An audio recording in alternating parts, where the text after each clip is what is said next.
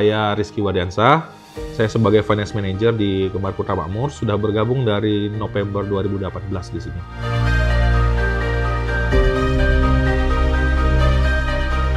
Iya, Kembar Putra Makmur ini lokal distributor bentuknya. Jadi distributor lokal yang menjual barang-barang FMCG di Bali. Nah, sudah mulai terkenal dari tahun 80-an, di mana waktu itu ownernya kami yang paling pertama namanya Pak An Slamet itu membawa salah satu merek mie instan terkenal di Indonesia, yang mana kita distribusikan sampai dengan sekarang ini gitu, sehingga perusahaan Kembar Putra Makmur bisa bertahan dan bertambah terus produknya sampai saat ini.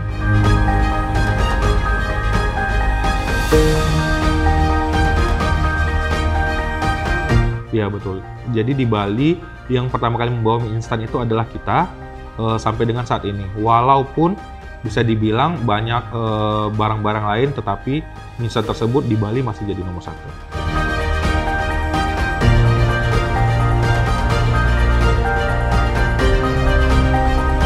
Bisnis retail FMCG ini mencakup seluruh jenis bisnis ya. Bahkan kalau saya bilang mulai dari kita bahas dari pembelian, terus caranya kita berkomunikasi dengan prinsipal, bagaimana caranya membeli, meretur, sampai kita berkomunikasi dengan customer, itu pelajarannya semua ada di FMCG ini.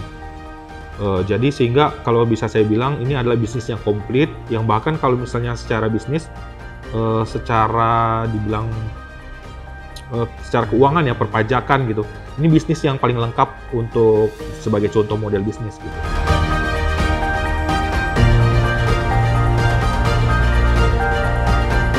Kita di tahun 2022 itu ingin berkembang, apalagi waktu itu baru-baru bangkit dari COVID ya Mas. Nah, bangkit dari COVID itu yang namanya ini distributor ini adalah usaha yang unik Mas. Kalau masyarakat kita daya belinya rendah, malah kita yang naik omsetnya.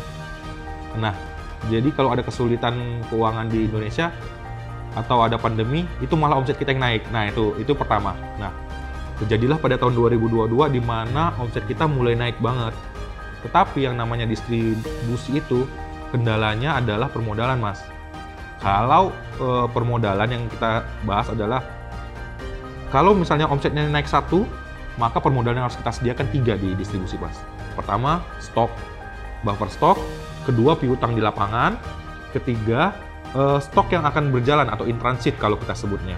Sehingga setiap kali naik satu omsetnya, misalnya naik 1 juta, kita harus sedia modal 3 juta.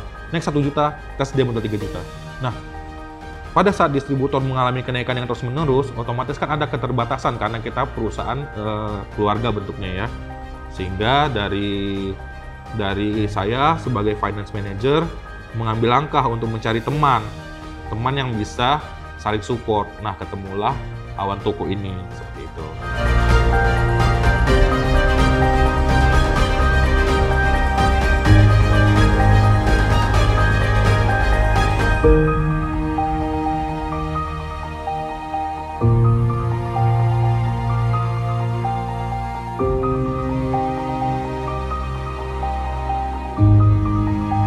Ayo, jadi teman untung bareng Awan Toko.